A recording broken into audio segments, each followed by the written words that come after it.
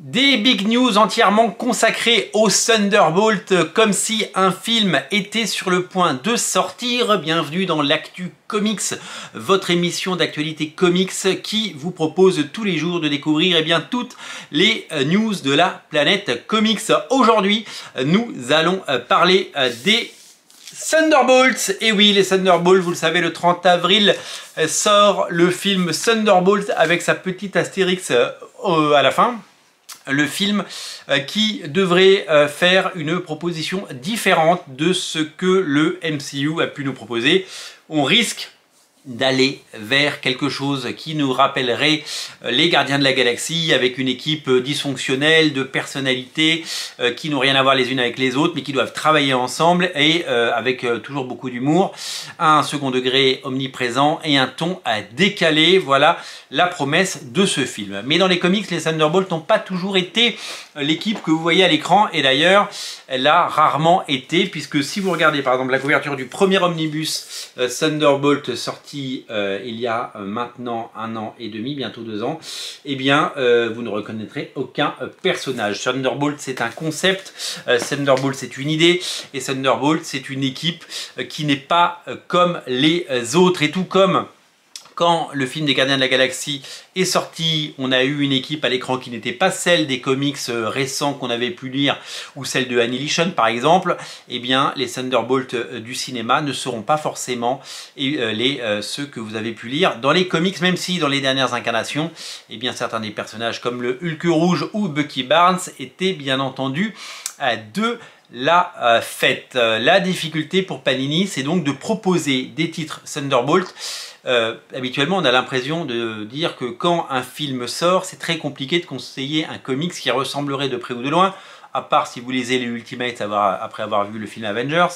Là, on est sur quelque chose de totalement différent. C'est-à-dire que vous allez avoir une équipe composée de Bucky Barnes, une équipe composée de nombreux personnages, Black Widow, etc., Yelena, et ben cette équipe, elle n'existe pas vraiment en comics, donc c'est très compliqué de proposer des choses. Donc les comics qui vont sortir en avril et ceux qui sont déjà disponibles, eh ben, n'ont pas grand-chose à voir, sinon le titre avec l'équipe que vous allez découvrir au cinéma et qui n'est pas à l'abri de faire un succès si le film est de qualité et que si la campagne de marketing arrive évidemment à nous donner envie d'aller voir ce film. Donc en avril, à l'occasion de la sortie du film, Panini Comics va nous proposer 4 sorties très différentes. La première, c'est un titre qui s'appelle Nous sommes les Thunderbolts. Voici, voilà. C'est tout simplement l'anthologie que vous connaissez. Il y a eu Je suis Deadpool, Nous sommes Venom, Nous sommes les Gardiens de la Galaxie. Ce sont ces anthologies qui vont aller piocher des épisodes dans l'histoire des Thunderbolts pour nous proposer le meilleur. Donc pas d'auteur en particulier, simplement un pot-pourri d'épisodes de qualité que vous allez pouvoir découvrir. Du côté des Deluxe, un format qu'on affectionne, regardez ce qui va arriver.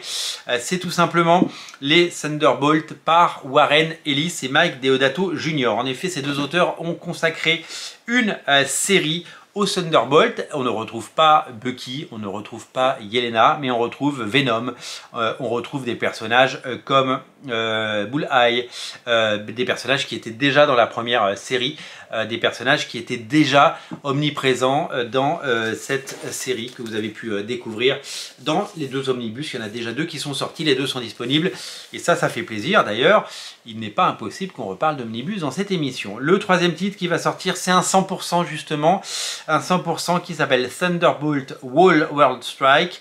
C'est signé par Colin Kelly, par Jackson Lansing et par Geraldo Borges. Ça sera en avril.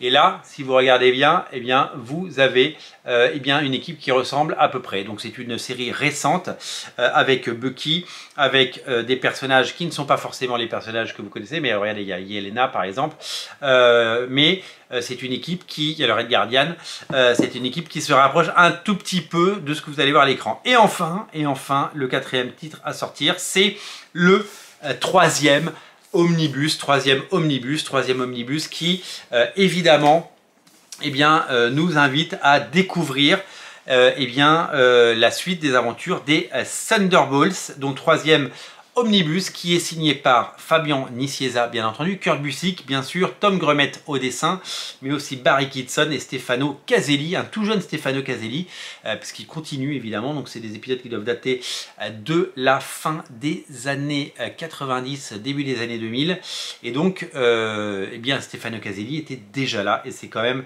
assez taré. Ce troisième omnibus reprend les épisodes donc la fin de la période Nicieza Busiek, les épisodes 65 à 75 et les épisodes 100 à 109. Alors pourquoi il n'y a pas les épisodes 86? Je ne m'en souviens plus. Je sais qu'il y a eu un moment, il y a eu un relaunch. Il y a eu un relaunch de Thunderbolt et la série était très différente, mais elle a toujours été très différente à toutes les époques. Et donc il y a un crossover Avengers Thunderbolt 1 à 6, donc ça doit être par Kurt Busiek. Et il y a les New Thunderbolt 1-18, qui était une série de l'époque, ainsi qu'une mini-série consacrée au Baron Zemo, qui s'appelle Born Better, voilà tout simplement. Donc beaucoup de contenu. Où sont les épisodes 76 à... les épisodes 76 à 99, je crois que c'était l'époque du relaunch. J'irai vérifier bien entendu parce que c'est ça aussi Radio Comics, hein, c'est de l'investigation et c'est bien entendu une façon de proposer des choses très différentes. Donc beaucoup de Thunderbolt, des titres qui vont évidemment plaire aux fans de comics. Pas sûr que les gens qui iront voir le film iront se jeter sur des omnibus derrière, mais sait-on jamais. En tout cas, la mythologie Thunderbolt n'a jamais été aussi vivante.